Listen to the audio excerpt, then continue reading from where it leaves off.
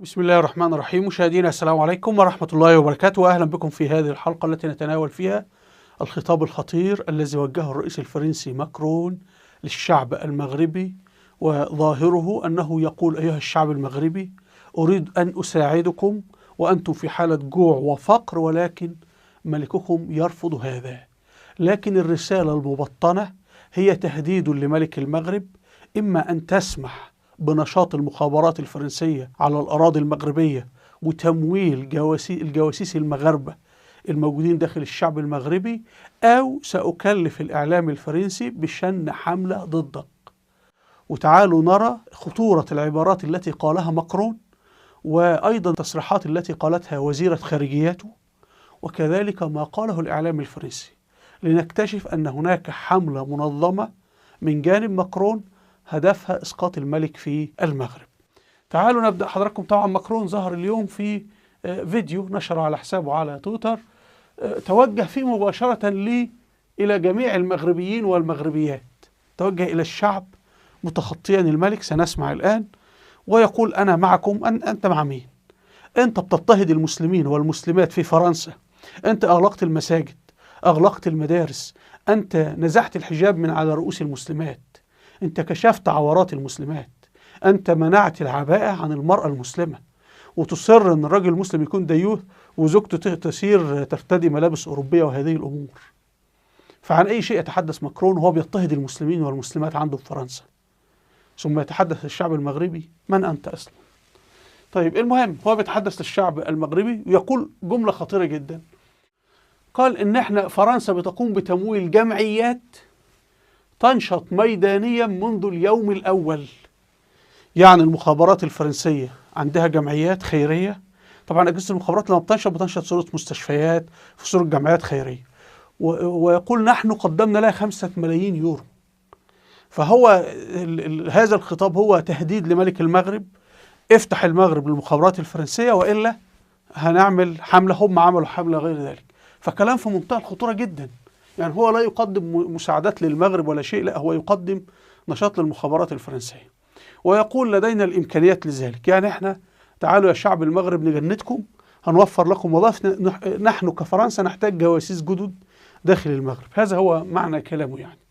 وبالطبع الأمر يعود لجلالة الملك، يعني أيها الملك وافق على ذلك وإلا هنشن حملة ضدك. ويعني هناك تهديد في خطاب ماكرون. تعالوا نسمع.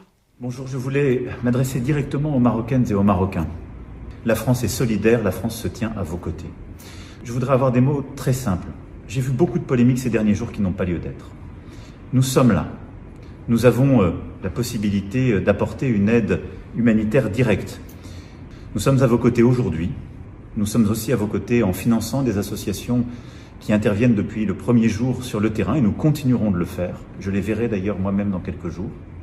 Et nous serons là dans la durée, sur le plan humanitaire, sur le plan médical, pour la reconstruction, pour l'aide aussi culturelle et patrimoniale, dans tous les domaines où le peuple marocain et ses autorités considéreront que nous sommes utiles.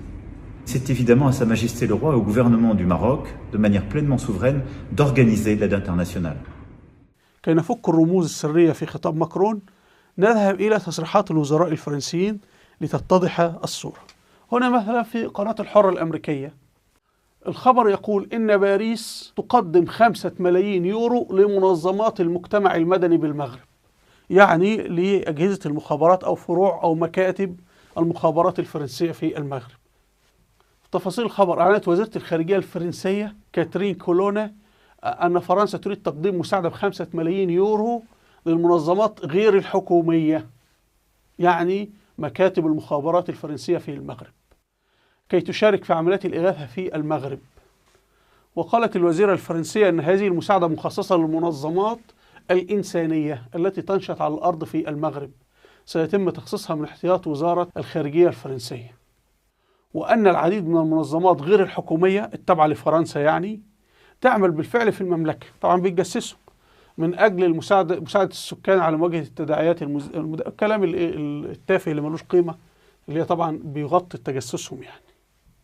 وخرجت وزيرة خارجية فرنسا على التلفزيون لتتحدث عن الحياة الشخصية لملك المغرب دون إذنه، وتقول أنه كان في فرنسا وقت حدوث الزلزال، كان في عطلة، ولما حصل الزلزال ذهب للمغرب. طبعا المفروض هي تستأذن قبل أن تقول هذه التصريحات، لكن هي هنا يعني كما سنشاهد في الإعلام الفرنسي وتصريحات ماكرون أنهم بيقولون للملك عليك أن تفتح المغرب للمخابرات الفرنسية، وإلا إحنا سنهاجم ونعمل حملة شرسة جدا ضدك. وطبعا هي اعترفت أنه ملك المغرب رفض استقبال مكالمة من ماكرون، قالت لأنه الملك كان في اجتماع، شيء طبيعي، لكن بعد ذلك ممكن الملك يرجع يتصل بماكرون أو يجري تحديد ساعة لهذا الاتصال.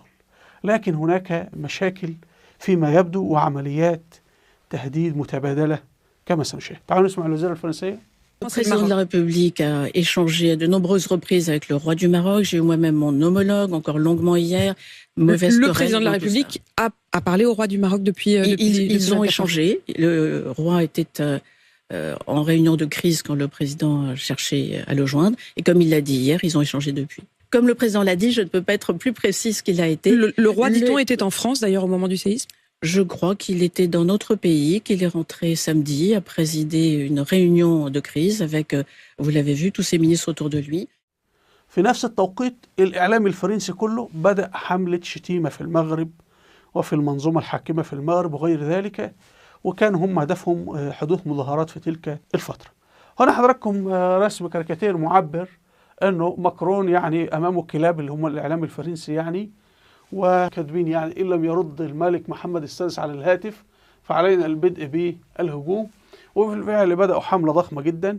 هنا مثلا في صحيفة ليبراسيون الفرنسية نشروا صورة أمنا المغربية، وبعدين كتبوا المغرب ساعدونا نموت في صمت.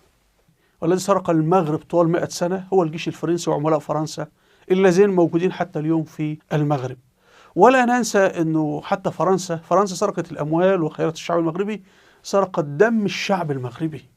فرنسا أخذت الملايين من المسلمين في المغرب والجزائر وتونس والسنغال وأفريقيا وغيرها، أخذتهم ليدافعوا عن فرنسا في الحرب العالمية الأولى ويحرروا باريس في الحرب العالمية الثانية. والآن فرنسا بتمنع المسلمين في المغرب من الحصول على الفيزا أو التأشيرات أو العمل، بتمنع أئمة المساجد المغاربة من التواجد في المغرب، بتمنع تدريس اللغة العربية. فرنسا بتعتدي على المسلمات المغربيات وتنزع الحجاب من على رؤوسهن، تمنع الفتاة المسلمة تدخل الجامعة بحجابها، تمنع الفتاة المغربية المسلمة أن هي ترتدي العباءة. فرنسا يعني هو ماكرون متخيل الشعب المغربي هذا شعب غيور على أعراضه وعلى شرفه كبقية المسلمين. لكن انظروا الخبث الفرنسي.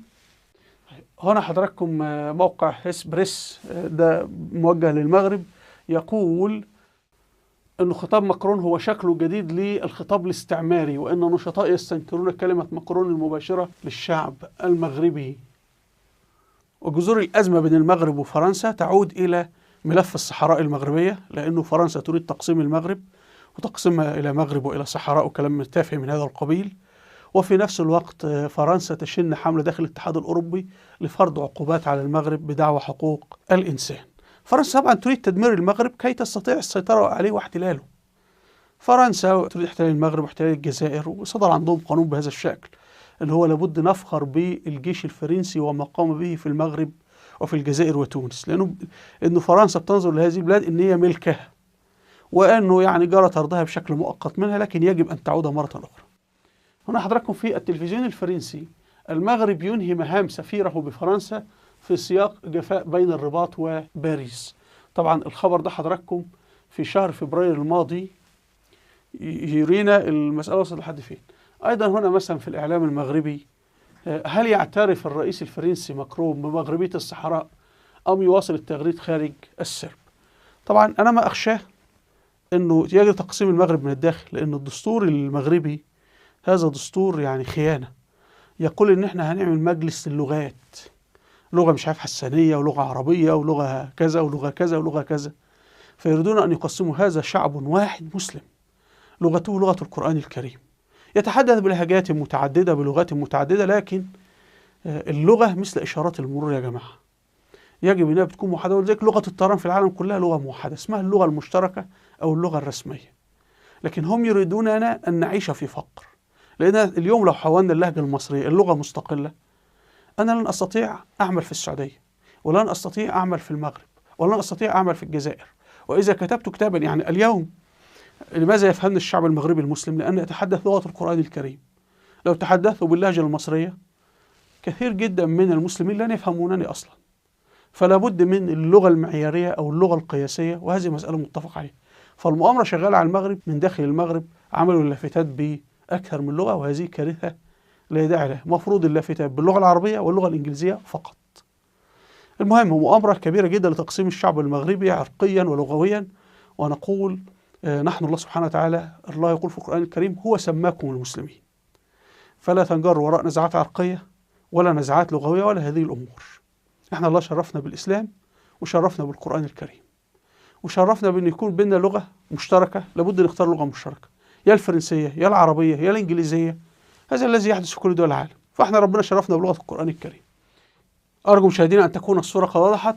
في الختام هنا سلسلة فيديوهات للدكتور راغب السرجاني عن فتح اسطنبول، شرح رائع جدا بالخرائط. يعني ليت الدكتور راغب يستمر بهذا المنهج بعيدا عن منهج الروايات، يعني المنهج العقل الكبير. يعني يريك كيف المعارك والمؤامرات تدار، وكيف استطاع أن في النهاية سلطان محمد الفاتح رحمه الله أنه يفتح مدينة اسطنبول التي كان اسمها القسطنطينية، التي غيرت مجرى التاريخ وأنهت العصور الوسطى وأنهت الإمبراطورية الرومانية.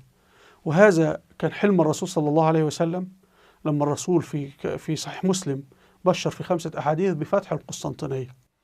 وكان هذا حلم سيدنا عثمان بن عفان رضي الله عنه، لأنه كان المفروض هيفتح القسطنطينية سنة 35 هجري بعد هزيمة الجيش الروماني في معركة ذات الصواري. هزم الجيش الروماني في الإسكندرية، دمر الأسطول الروماني في معركة ذات الصواري، وكان المفروض سيدنا معاوية ينطلق بالجيش ويفتح القسطنطينية. هنا يهود السبائية، يعني يهود السبائية اللي هم الشيعة والخوارج، قاموا بقتل سيدنا عثمان بن عفان، واختاروا سيدنا علي خليفة، وطلبوا منه أنه يذهب يحارب سيدنا معاوية ويحارب طلحة وسيدنا الزبير، وأحدثوا فتنة كبيرة.